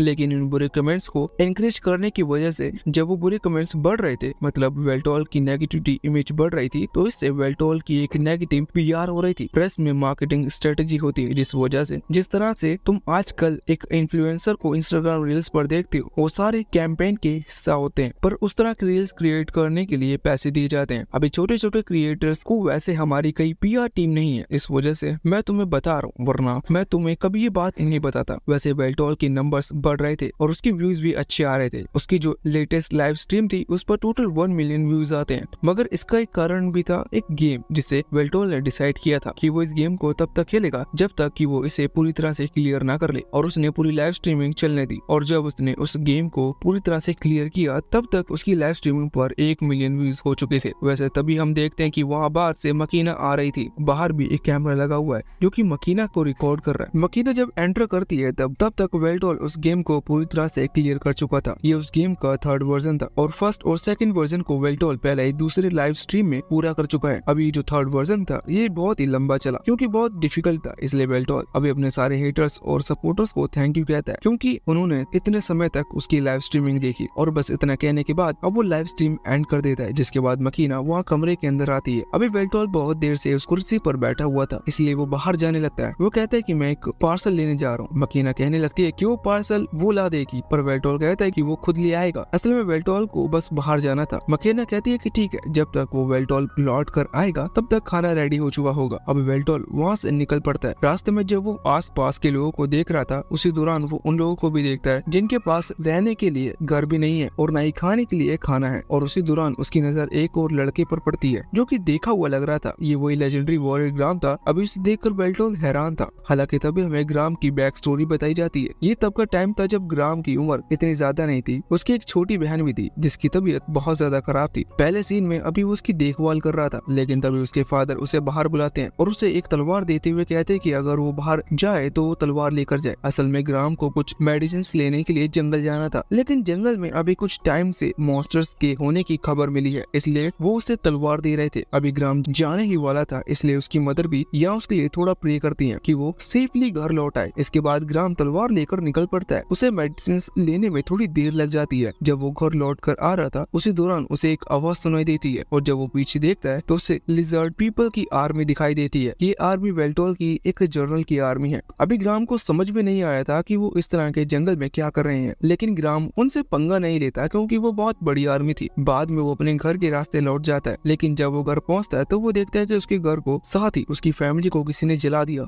ये चीज बहुत ही ज्यादा डरा देने वाली थी। ग्राम की उम्र अभी इतनी ज्यादा भी नहीं है, लेकिन फिर भी वो इस चीज का फैसला करता है कि वो वेल्टोल से इस चीज का बदला लेगा। और देखा जाए तो उसने अपना एक प्रॉमिस पूरा भी किया, लेकिन अभी करंट टाइम में वो यहाँ वेल्टोल के बगल में ही बैठा हुआ था। वेल्टोल असल में उसे एक रेस्टोरेंट में लेके आया है जहाँ उन्होंने खाने का ऑर्डर दिया है। अभी ग्राम बिल्कुल चुपचाप बैठा हुआ था। वेल्टोल उससे कहता है कि क्या तुम्हें इस रेस्टोरेंट के बारे में पता है, जिस पर ग्राम सिर्फ हाँ में सिर हिलाता है। वेल्टोल कहता है कि यहाँ पर खाना बहुत टेस्टी है। अब कुछ देर बाद वहाँ नूडल पहुँचते हैं। वेल्टोल कहता है कि नूडल्स बहुत ही अच्छा है और मैंने सुना है कि इस जगह की सबसे अच्छी शॉप है। और ग्राम कहता है कि हो सकता है। अब जब वो खाना खाने वाले थे तब ग्राम खुद से वेल्टोल से बोल पड़ता है और कहता है कि ये कितना अजीब है कि मैं अपने उस दुश्मन के साथ बैठा हुआ हूँ जिसने मेरी फैमिली को खत्म किया। वेल्टोल कहता है कि हाँ, तुमने सही कहा, ये चीज बहुत ज्यादा अजीब है, लेकिन तुम ये भूल रहे हो कि तुम भी मेरे बहुत सारे वेजल्स को मार चुके हो, यहाँ तक कि तुमने तो मुझे खत्म कर दिया था, पर मैं वो चीज भूल चुका हूँ क्योंकि अब हम दुश्मन नहीं है। हालांकि वेल्टोल उससे पूछता है कि उसने इतने टाइम तक सर्वाइव कैसे किया, जबकि वो तो एक मोटल था। इस चीज पर ग्राम कहने लगता है कि उसने वेल्टोल के साथ एक वॉर की जिसमें उसने वेल्टोल को खत्म कर दिया। इस वजह से एक गॉडेस ने उसे अपनी ब्लेसिंग दी थी, जिसके बाद उसके पास हमेशा जिंदा रहने की पावर आ गई। वैसे पावर देखा जाए तो इंग्लिश में इमोर्टलिटी ही है, लेकिन उसके हिसाब से इमोर्टलिटी की पावर नहीं है, ये उसका मानना है। वैसे ऐसा नहीं है कि उसके पास पावर नहीं है, इसके बाद उसके साथ अब अच्छा होगा, बल्कि बाद में जब फिर इमोर्टल्स और मोर्टल के बीच लड़ाई हुई थी तब उसे इस बारे में इमोर्टल्स की तरफ से फाइट करनी पड़ेगी। इसके भी रीजन थे। हालांकि भले ही वो एक मोर्टल बन चुका है, लेकिन उसने पहले मोर्टल्स की जान बचाई थी और वो इमोर्टल्स अभी उस पर हमला करने आगे बढ़ रहे हैं, इसलिए उसे खुद की जान बचाने के लिए उनसे लड़ना ही पड़ा। बाद में उसने किसी तरह से यहाँ सर्वाइव किया। वेल्टोल कहता है कि ये बहुत ही शॉकिंग चीज नहीं है। अगर तुम्हारे पास पावर आ जाती तो वो लोग जिन्हें तुम खत्म करना चाहते हो वही तुम्हारे दुश्मन बन जाते हैं। देखा जाए तो वेल्टोल की बात बिल्कुल सही है। वैसे अब ग्राम यहाँ वेल्टोल से कहने लगता है कि वो जानता है कि वेल्टोल अभी भी इस वर्ल्ड पर राज करना चाहता है, लेकिन उसे ये चीज समझ में नहीं आती कि वेल्टोल ऐसा क्यों करना चाहता है, क्योंकि वो इतने टाइम से जिंदा है। इससे वो ये चीज तो समझ चुका होगा कि ना ही कभी मोर्टल्स उसके हुए और ना ही कभी इमोर्टल्स हुए, क्योंकि इतने टाइम तक जिंदा रहने के लिए वो दोनों लड़ रहे हैं। और अब इस चीज पर वेल्टोल बड़ा अच्छा जवाब देता है। वो कहता है कि देखो, प्रॉब्लम यहाँ इमोर्टल या मोर्टल की नहीं है, प्रॉब्लम यहाँ कुछ और ही है। इमोर्टल तो हम कई दूसरे चीजों में भी बन सकते हैं, जैसा कर्सेस, ब्लेसिंग या फिर अलग अलग रिचुअल्स जो कि हमें इमोर्टल बना दे। लेकिन असल प्रॉब्लम वो लोग जो कि एक ऐसे सामने वाले उनसे अलग हो जाता है तो वो उसे हेट करने लगते हैं। इसलिए मैंने फैसला किया था कि मैं खुद को फिर से टॉप पर लेकर आऊंगा, जिससे हेट करने वाले की नजर मुझ तक पहुंच ही ना पाए। और वैसे भी वेल्टोल अगर सच में फिर डीमन लॉर्ड बन जाता है तो सेम वैसा ही कर देगा जैसे कि पहले था। मतलब फिर इमोर्टल्स को तो कम से कम नीचे नहीं देखना पड़ेगा, जिस तरह से अभी वो मोर्टल्स से नीचे देखते हुए आ रहे हैं, क्योंकि अभी भी भले ही वर्ल्ड में पीस गायब हो चुकी हो, लेकिन असलियत क्या है ये सब कुछ जानते हैं। वैसे सुनकर ग्राम कहने लगता है कि ये उसे नहीं लगता कि दुनिया पर राज करने से दुनिया में पीस आ जाती है। और देखा जाए तो अब ग्राम और वेल्टोल का अलग अलग मानना है। इस चीज में वेल्टोल भी समझ चुका था कि ग्राम कभी उसकी बात नहीं समझेगा। वैसे अब ग्राम उठकर वहाँ से जाने लगता है। वो नूडल्स के लिए थैंक्स कहता है, साथ ही बोलता है कि तुमसे बात कर मुझे अच्छा लगा। वैसे अब उसके चले जाने के बाद जब वेल्टोल वापस लौट रहा था तभी उसे वहाँ स्ट्रीट पर ताकाहाशी दिखती है, जो कि अभी एक बड़े से जाइंट ऑर्क से बात कर रही थी। उसने उस ऑर्क को कोई काम दिया था जो कि उस ऑर्क ने कर दिया, लेकिन वो दुगने पैसे मांग रहा है। देखा जाए तो ताकाहाशी एक लड़की है और उसकी उम्र भी ऐसी ज्यादा कुछ नहीं लगती, इसलिए वो और उसका फायदा उठा रहा है। पर ताकाहाशी कहती है कि मैं पागल थोड़ी हूँ कि तुम्हें दुगने पैसे दूंगी। हालांकि वो ऑर्क यहाँ अपना हाथ उठा लेता है उसे मारने के लिए, लेकिन तभी वेल्टोल आगे बढ़कर उसका हाथ पकड़ लेता है और कहता है कि वो तुम्हें दुगने पैसे नहीं देगी। वैसे जब वो जॉइंट ऑर्क यहाँ वेल्टोल को देखता है तो वो उसे देखते ही पहचान जाता है कि वेल्टोल वही लड़का है जिसे उसने पहले पीटा था। वैसे बात तब की है जब मार्कस ने वेल्टोल को अपनी बिल्डिंग से नीचे गिरा दिया था और वेल्टोल सिटी में आया था, तभी उसकी मुलाकात इस ऑर्क और इसके साथियों से हुई थी। वैसे अब वेल्टोल को पहचान लेने के बाद ऑर्क डिसाइड करता है कि आज वो वेल्टोल को जान से ही मार देगा, क्योंकि वेल्टोल ने आज दूसरी बार उसका रास्ता रोका है। अब यहाँ वो वेल्टोल पर हमला करने वाला था, लेकिन तभी ताकाहाशी उससे कहती है कि उसे भागना चाहिए इससे पहले कि उसे चोट लगे। पर वेल्टोल कहता है कि नहीं, मैं देखना चाहता हूँ कि 1 मिलियन सब्सक्राइबर्स से मुझे कितनी पावर मिली है। वैसे शायद हाँ, उसके 1 मिलियन सब्सक्राइबर हो चुके हैं, या फिर यहाँ वो व्यूज की बात कर रहा था। पर उसे यकीन है कि जब 1 मिलियन लोगों का फेथ उसके साथ है तो उसके अंदर पावर तो आ चुकी होगी। जैसे ही जब वो ऑर्क यहाँ वेल्टोल पर हमला करता है तो वेल्टोल उसके हमले को रोक लेता है, लेकिन उस ऑर्क के पास भी अच्छी खासी पावर थी। वो अगले अटैक में वेल्टोल का हाथ डिस्ट्रॉय कर देता है। पर ना जाने कैसे 1 मिलियन सब्सक्राइबर की पावर की वजह से वेल्टोल का हाथ कुछ ही सेकंड्स में रीजनरेट हो जाता है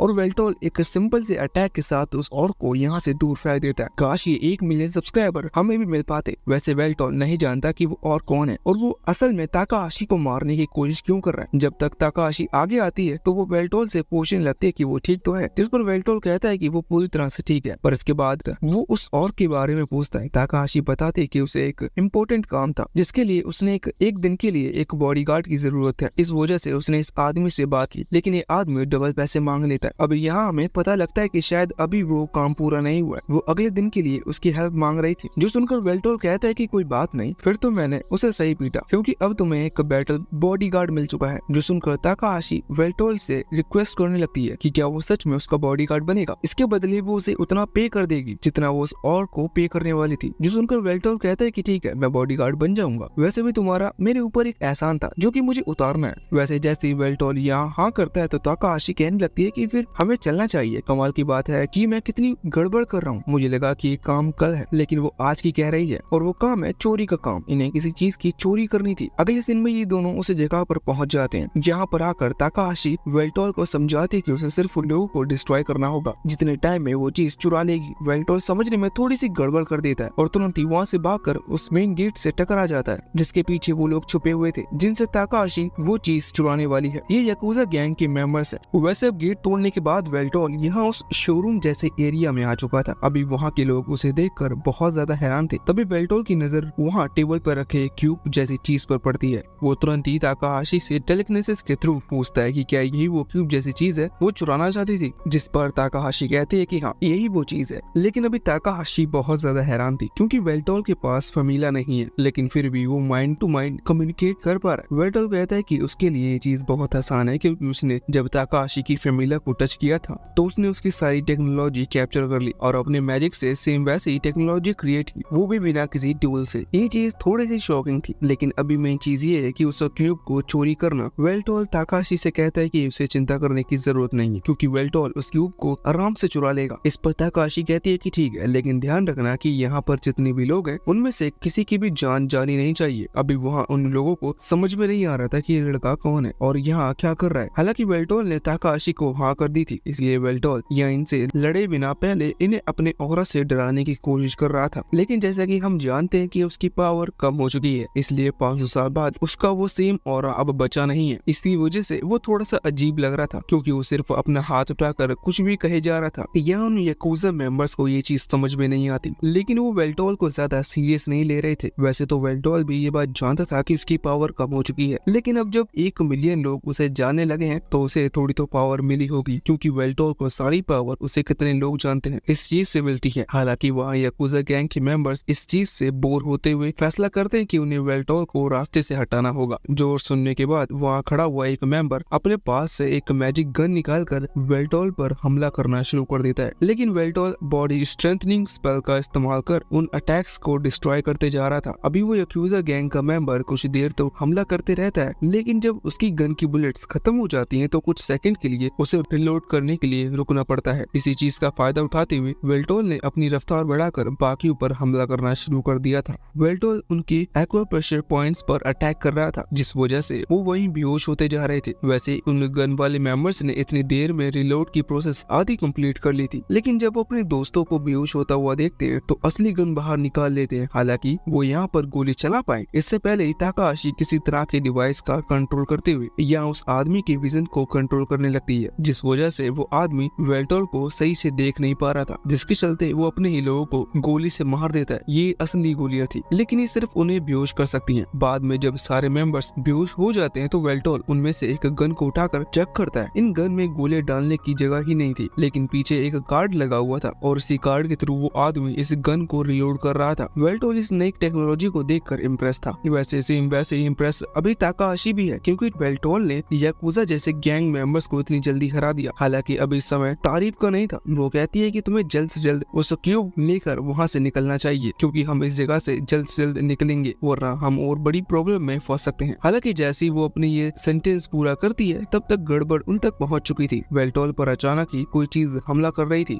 जो कि वेल्टोल को दिखाई नहीं दे रही थी। वेल्टोल उसके अटैक से बचता है। वैसे वेल्टोल ने अभी जो गन उठाई थी जिसमें वो कार्ड लगा हुआ था उससे वो रिलोड हो चुकी है, इसलिए वेल्टोल उसी गन से शूट करना शुरू कर देता है। ये असल में मैजिक गन थी, इसी वजह से ये अटैक सीधा उस पर्सन से टकरा रहे थे जो कि वेल्टोल को दिखाई नहीं दे रहा है। अब इन मैजिक अटैक्स और मैजिक बुलेट्स के टकराने की वजह से उस इनविजिबल पर्सन के ऊपर से वो कपड़ा हट जाता है जिसकी मदद से वो इनविजिबल हुआ था और यहाँ वेल्टोल के सामने एक बहुत बड़ा रोबोट टाइप आदमी आ जाता है। अभी ताकाहाशी भी दूर से इस चीज को देख रही थी। वो उसे देखते ही पहचान जाती है कि 4th जनरेशन का मैग्नो गियर है। अभी यहाँ पर वो गियर की बात कर रही थी। इसका मतलब ये सिर्फ एक सूट होगा जिससे किसी आदमी ने पहन रखा है। लेकिन ताकाहाशी अभी हैरान इस वजह से थी कि ये याकुजा गैंग के पास हो ही नहीं सकता क्योंकि इस तरह के जो गियर्स होते हैं ये बहुत ही ज्यादा महंगे होते हैं और उसके हिसाब से याकुजा गैंग अभी इतनी अमीर नहीं है कि वो इतनी महंगी चीज खरीद सके। हालांकि अभी वेल्टोल वहाँ बहुत एक्साइटेड हो रहा था उस रोबोट जैसे आदमी को देखकर क्योंकि उसने आज से पहले ऐसी कोई चीज देखी नहीं थी। वेल्टोल उससे लड़ना चाहता था इसलिए वो पहले फायरिंग करना शुरू कर देता। वो उस मैजिक गन में जितनी गोलियां थी उन सभी को फायर करते जा रहा था लेकिन एक्सपेक्टेडली वो गोलियां उस आदमी को कुछ नहीं कर पाती क्योंकि वो सूट इतना ज्यादा ताकतवर था कि वो गोलियां अपने आप ही डिस्ट्रॉय होते जा रही थी। वैसे इसके बाद अब वो रोबोट अपनी मैजिक गन निकालता है जो कि वेल्टोल की गन से बहुत ज्यादा एडवांस और खतरनाक लग रही थी। यहाँ वो उससे शूट कर रहा था लेकिन वेल्टोल की स्पीड इतनी ज्यादा तेज थी कि वो उसके सारे अटैक से बच जाता है। यह वेल्टोल भागते हुए सीधा हवा में आ रहा था। उसकी स्पीड तेज थी लेकिन किसी तरह से उस रोबोट जैसे आदमी ने वेल्टोल को कैप्चर कर लिया था। यहाँ वो उसकी तरफ हमला करने ही वाला था लेकिन इससे पहले ही वेल्टोल हमला कर देता है। वेल्टोल का ये जो ब्लास्ट था ये उसने बहुत ही ज्यादा पोटेंशियल के साथ किया है। हालांकि हम ये बात जानते हैं कि वेल्टोल की पावर कम हो चुकी है। अगर वेल्टोल के पास पहले जैसी पावर होती तो इस दौरान ये रोबोट जैसा आदमी ब्लास्ट हो चुका होता लेकिन पूरी पावर न होने की वजह से ये ब्लास्ट नहीं होता। इससे बस थोड़ी बहुत चोट आती है। अभी गुस्से में था और वेल्टोल पर फिर से हमला करने के लिए तैयार था लेकिन वेल्टोल ने यहाँ पर हार नहीं मानी थी। वो जानता कि अगर उसका ब्लास्ट काम नहीं किया तो इससे बाद में उसे अब क्लोज रेंज में फाइट करनी चाहिए। इसलिए वो तुरंत ही अपने कपड़े चेंज करते हुए अपनी तलवार लेकर आगे बढ़ जाता है। वैसे वहाँ उस रोबोट वाले आदमी ने अभी मैजिक गन को तलवार में कन्वर्ट कर लिया था जिसके बाद वो उसकी मदद से वेल्टोल से फाइट करना शुरू कर देता है। यहाँ पर हमें कोई लाखों रुपए का फाइटिंग सीन देखने को नहीं मिलता जिसकी वजह से वहाँ पर वो जगह टूटने लगी थी लेकिन ये जगह बहुत बड़ी है इसलिए हमें चिंता करने की जरूरत नहीं। यहाँ लड़ते वक्त अभी वो रोबोट ज्यादा ताकतवर साबित हो रहा था और अपनी तलवार से वेल्टोल की गर्दन काट देता है। वेल्टोल का सर अभी अलग गिर चुका था। इसका मतलब वेल्टोल मारा जा चुका है। यही चीज वो रोबोट के अंदर बैठा हुआ आदमी अपने किसी सीनियर को रिपोर्ट करता है। हालांकि जैसे उसकी ये रिपोर्ट खत्म होती है तभी वेल्टोल ने अपना सर उठाकर वापस अपनी बॉडी से अटैच कर लिया था। वेल्टोल उससे बहुत ज्यादा इम्प्रेस था। वो कहता है कि तुम्हें मैं अपनी आर्मी में एक अच्छी पोजीशन दे सकता हूँ। तुम सच में ताकतवर हो और डीमन लॉर्ड का सर कटने की वजह से तुम्हें रिवॉर्ड भी मिलना चाहिए क्योंकि तुम पहले ऐसे इंसान हो जिसने ये किया। अभी वेल्टोल इंसान इस वजह से कह रहा है क्योंकि वो जानता है कि इस रोबोट के अंदर एक इंसान बैठा हुआ है। हालांकि इस चीज में भी वो इंसान बहुत ज्यादा हैरान था क्योंकि उसने भी आज तक ऐसी कोई चीज नहीं देखी थी। वैसे अब टाइम आ चुका था कि वेल्टोल अपनी पावर दिखाए इसलिए वो तुरंत ही अपने उस तलवार को वापस रखते हुए अपनी एक असली तलवार बाहर निकालता है जिसके अंदर से सच में बहुत ज्यादा खतरनाक डेंस ऑरा निकल रहा था जिसके कारण से वो इंसान अपनी जगह से नहीं हिल पाता। वो खुद की बॉडी को मूव नहीं कर पा रहा था। वेल्टोल जानता था कि अगर उसने ज्यादा सीरियसली अटैक किए तो वो इंसान मारा जाएगा। वेल्टोल उसे मारना नहीं चाहता था क्योंकि वो उसे अपनी आर्मी में रखना चाहता है। इसलिए वेल्टोल सिर्फ उनके हाथ और पैर पर हमला करता है क्योंकि वो सिर्फ रोबोटिक बॉडी है। अभी वेल्टोल ने उसके दोनों हाथ और पैर काट दिए थे। वो रोबोट एक पैर पर खड़ा हुआ था। वेल्टोल ने ऐसी कोई सी जगह अटैक नहीं किया था जिससे वो आदमी मारा जाए। हालांकि वो आदमी हार चुका है और वो जानता है कि अगर वेल्टोल ने उसे पकड़ा तो वेल्टोल छानबीन करेगा कि उसे यहाँ किसने भेजा। इसलिए वो तुरंत ही अपने उस सीनियर को रिपोर्ट करता है कि जिस टारगेट को उन्होंने खत्म करने के लिए भेजा था वो उसे नहीं हरा पाया और उसका मिशन नाकाम हुआ। इसलिए ऑब्जेक्ट 890 को एक्टिवेट कर दिया जाए। अभी ऑब्जेक्ट 890 क्या है इस चीज में थोड़ी सी डिटेल से बात करते हैं। असल में उस आदमी ने जो हेलमेट पहन रखा है इसके अंदर ही एक गन प्लांट है जो कि सेल्फ डिस्ट्रक्शन की तरह है। मतलब असल में कुछ लोग होते हैं इतने वफादार जो कि इस तरह की सिचुएशन में पड़कर खुद को खत्म करने की हिम्मत रखते हैं और यही चीज अभी वो आदमी अपने सीनियर से कह रहा था कि उसको मार दिया जाए। यहाँ पर उसकी बात शायद मान ली गई थी क्योंकि अब वो आदमी नहीं बोल पा रहा था। तभी ताकाहाशी यहाँ बाहर निकल कर आती है। अभी वो वेल्टोल को ठीक देखकर बहुत खुश थी लेकिन वो बता रही थी कि सच में ये बहुत ज्यादा अजीब था कि वेल्टोल का सर कटकर गिर गया और वेल्टोल ने बस उसे उठाकर वापस लगा लिया। वेल्टोल कहता है कि वो इंसान पावर्स को देखकर बहुत ज्यादा हैरान है। उसे लगा नहीं था कि कभी इंसान इतनी ज्यादा पावरफुल चीज बना लेंगे जो कि उनकी पावर को इतना बढ़ा दे। इसी चीज पर ताकाहाशी कहने लगती है कि सबसे ज्यादा अजीब तुम हो क्योंकि तुमने एक मैग्नो गियर वाले पर्सन को हराया है। वो बता दे कि रोबोटिक बॉडी इतनी ज्यादा पावरफुल होती है कि इससे एक कंट्री को खत्म किया जा सकता है और यही काम मार्कस की कंपनी ने एक बार किया था। वैसे अभी ताकाहाशी बहुत चिंता कर रही थी क्योंकि उसे लगा कि ये सिर्फ याकुजा गैंग तक ही होगी।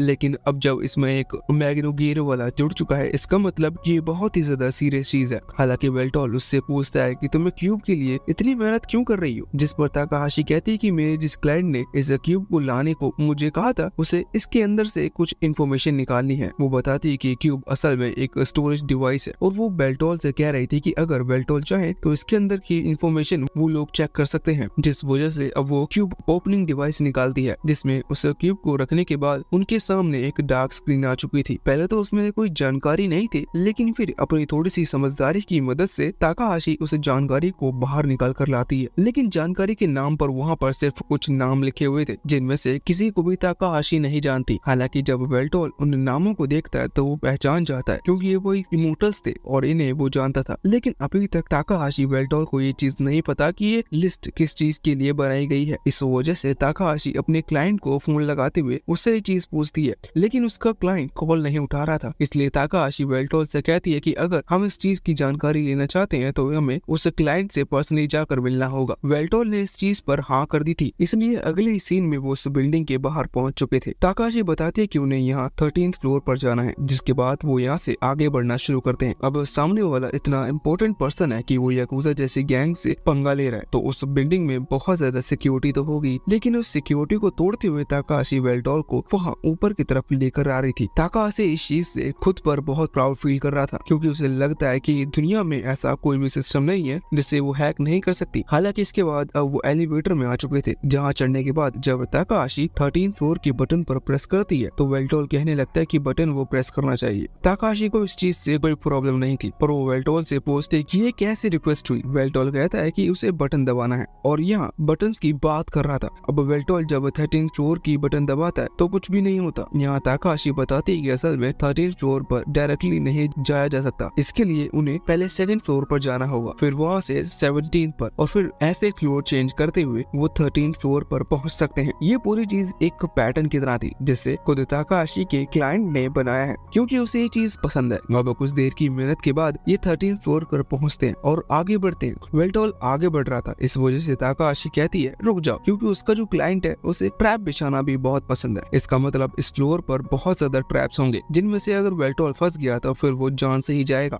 वेल्टोल उसे थैंक्स कहता है इस चीज की इन्फॉर्मेशन देने के लिए, लेकिन वो बताता है कि फ्लोर पर कोई भी ट्रैप नहीं है। अभी वो सिर्फ एक कॉरिडोर की बात कर रहा था। अगर आगे ट्रैप आते हैं तो अभी मुझे चीज की इन्फॉर्मेशन नहीं है। ताकाहाशी हैरान थे कि वेल्टोल ने यहाँ आते हुए ये चीज कैसे पहचान ली, जिस पर वेल्टोल कहता है कि ये बहुत आसान है। असल में वेल्टोल 500 साल पहले डेंजन क्रिएशन जैसी चीज में माहिर था और डेंजन क्रिएशन के वक्त वो डेंजन के कितने सारे ट्रैप्स डालते होगा, इस चीज से ही हम समझ सकते हैं कि यहाँ के ट्रैप्स के बारे में उसे कैसे पता। वैसे अगर तुम ना समझते हो, बस इतना समझ लो कि इस फ्लोर पर बिल्कुल भी मैजिकल पावर नहीं है, जिस चीज से वो समझ चुका है कि यहाँ कोई ट्रैप नहीं है। फिर ट्रैप हुआ भी करता हो तो वो बंद हो चुका है। यही बताते हुए अब वो लोग आगे बढ़ना शुरू करते हैं। वो यहाँ उस कमरे के बाहर आ चुके थे जहाँ पर ताकाहाशी का वो क्लाइंट रहता है। हालांकि अभी यहाँ बेल बजाने के बाद भी जब कोई गेट नहीं खोलता तब ताकाहाशी नोटिस करते हैं कि गेट खुला हुआ है। इस तरह की लापरवाही ताकाहाशी का क्लाइंट कर ही नहीं सकता क्योंकि वो बहुत ज्यादा कॉन्शियसनेस आदमी है। वो हर चीज के बारे में पहले ही सोच कर रखता है। अभी इसी चीज से ये लोग आगे बढ़ते हैं। अंदर आने के लिए वेल्टोल कह रहा था कि हमें संभल कर बढ़ना होगा क्योंकि यहाँ पर कुछ गड़बड़ हो सकती है। ट्रैप्स वहाँ नहीं थे, लेकिन दूसरी गड़बड़ के बारे में वेल्टोल को पता नहीं है। आगे बढ़ने के बाद इन्हें वो ताकाहाशी का क्लाइंट मिल जाता है। अभी वो दूसरी साइड मुंह करके बैठा हुआ था। जब ताकाहाशी उसके पास पहुंचती है तो वो देखती है कि उसका क्लाइंट मारा जा चुका है। वहाँ पर सिर्फ उसकी डेड बॉडी पड़ी हुई थी। ये चीज बहुत डरा देने वाली थी। हालांकि वेल्टोल इस तरह की चीजों को देखकर नहीं डरता।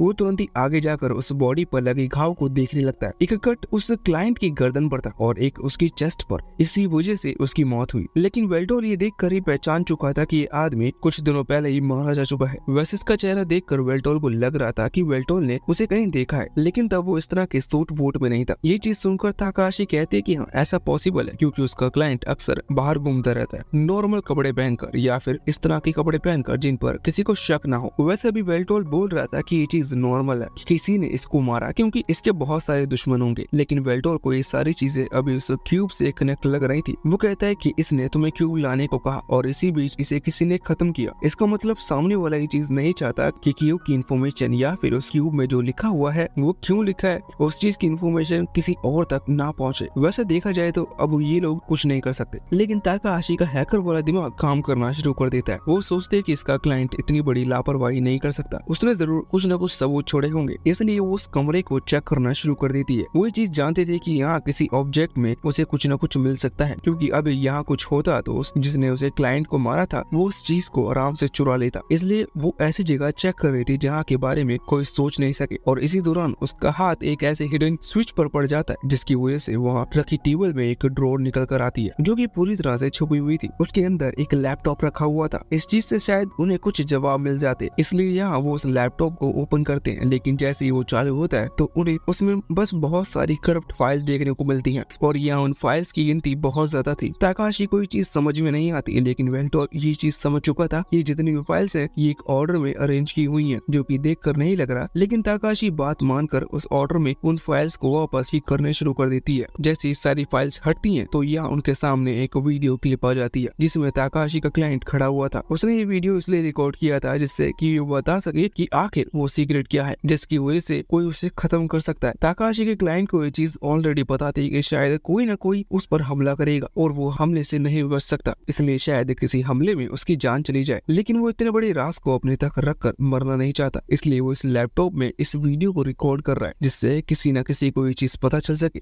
वैसे इस आदमी को देखकर हम पहचान गए कि असल में वही आदमी है जिसने वेल्टोर को वहाँ कमर्शियली गिल्ड में जाने की सलाह दी थी जब वेल्टोर को काम चाहिए था। इसका मतलब ये आदमी अच्छा था। वैसे ही जितना अच्छा था उतना ही समझदार भी था। इसने बहुत ज्यादा इन्फॉर्मेशन निकाल कर रखी थी। इसने जिस चीज के बारे में रिसर्च की थी उस प्रोजेक्ट का नाम था इमोर्टल फर्नेस प्रोजेक्ट। अभी इमोर्टल फर्नेस के बारे में हमें इस वीडियो में बात कर चुके थे, मतलब मकीना के पास जो एक पेपर था उसमें इमोर्टल फर्नेस लिखा हुआ था। यहाँ उस फर्नेस के बारे में डिटेल में बात की गई है। यहाँ वो क्लाइंट बताता है कि असल में जो सीक्रेट टावर है उसके नीचे एक सोर्स है जो कि वहाँ के रेडिएटर को पावर प्रोवाइड करता है, लेकिन उस चीज के लिए उस रेडिएटर को बहुत ज्यादा पावर की जरूरत है। लेकिन इतनी पावर के लिए उन्होंने 10 लाइन्स क्रिएट की हैं जिनसे वो पावर आती है, लेकिन अब उतनी पावर वो लोग कलेक्ट नहीं कर पा रहे और उसी पावर के लिए उन्होंने इमोर्टल फर्नेस का सहारा लिया था जो कि इमोर्टल्स को खत्म कर पावर उस रेडिएटर को प्रोवाइड कर सकती है। वैसे तो उसमें मोटर्स को भी डाला जा सकता है, लेकिन मोटर्स के अंदर अभी उतनी पावर नहीं होती जितनी इमोर्टल्स के पास होती है। वैसे देखा जाए तो शायद ये पूरा प्रोजेक्ट मार्कस के अंडर ही आता है। अभी उस क्लाइंट ने बताया था कि कुछ समय पहले जब इमोर्टल फर्नेस का प्रोजेक्ट शुरू किया गया तो उसे बिल्डिंग अप करने के लिए बहुत सारे मोटर्स का सहारा लिया गया था। ये सारे बेगर थे, इसलिए इन्होंने काम के लिए हाँ कर दी कुछ दिनों तक। जब तक काम चला जब तक सब ठीक था, लेकिन जैसे ही काम खत्म हुआ वो सारे लोग गायब हो गए। इसका मतलब उन्हें भी मारकर उस इमोर्टल फर्नेस के अंदर डाल दिया गया होगा। हालांकि इस पहले चीज से मार्कस समझ चुका था कि मोर्टल उसके ज्यादा काम नहीं आने वाले क्योंकि उनके अंदर इतनी पावर नहीं। इसी वजह से फिर उसने वो इमोर्टल हंट नाम का प्रोजेक्ट शुरू किया जिससे लोगों को तो लगा कि शायद वो इमोर्टल्स को हंट कर रहे हैं, इसलिए उन्होंने सपोर्ट किया। लेकिन असल में तब मार्कस इमोर्टल्स को कलेक्ट कर रहा था जिससे कि वो उनकी बॉडी की पावर का यूज कर सके इस इमोर्टल फर्नेस को चलाने के लिए। यहाँ पर जब वो सामने वाला क्लाइंट पहले उस सब्जेक्ट का नाम लेता है जिसे इमोर्टल फर्नेस शुरू करने के लिए यूज किया गया था तो वेल्टोर ये सुनकर हैरान हो जाता है क्योंकि वो सब्जेक्ट असल में वेल्टोर का ही एक सबऑर्डिनेट था। वेल्टोर को इस चीज पर बहुत गुस्सा आता है। हालांकि अभी उस क्लाइंट की बात खत्म नहीं हुई थी। लोगों को इस चीज की असलियत के बारे में पता नहीं है क्योंकि लोगों को बस ये लगता है कि एक गन ढूंढ ली गई है जिससे किसी भी इमोर्टल को खत्म किया जा सकता है, लेकिन असल में वो सारी बात ये थी कि तब इमोर्टल को इस फर्नेस में डालकर खत्म किया जा सकता था। वैसे क्लाइंट आगे बताता है कि जब इमोर्टल्स फर्नेस के अंदर का फ्यूल पूरी तरह से खत्म हो जाएगा तब सिटी का रेडिएटर बंद हो जाएगा। इसका मतलब जो सिटी का हार्ट है वही काम करना बंद कर देगा। देखा जाए तो एक चिंता की बात हो सकती है, लेकिन उस क्लाइंट की इस पूरे रिसर्च के पीछे ये कारण नहीं था। असल में ये है कि उसे ये चीज गलत लगी कि इनोसेंट इमोर्टल्स मारे जा रहे हैं और लोगों को इस चीज के बारे में भी पता नहीं। उन्हें बस इमोर्टल के खिलाफ भड़काया गया और कभी असलियत बताई नहीं गई। अब ये पूरी रिपोर्ट मतलब इस पूरी वीडियो को सुनने के बाद ताकाहाशी को बुरा लगता है क्योंकि इमोर्टल के साथ बहुत बुरा हो रहा है, लेकिन वो कुछ नहीं कर सकते। वो कहते हैं कि अगर मैं किसी तरह से इस पूरी जानकारी को पब्लिक कर दूं तो अंत में मारी जाऊंगी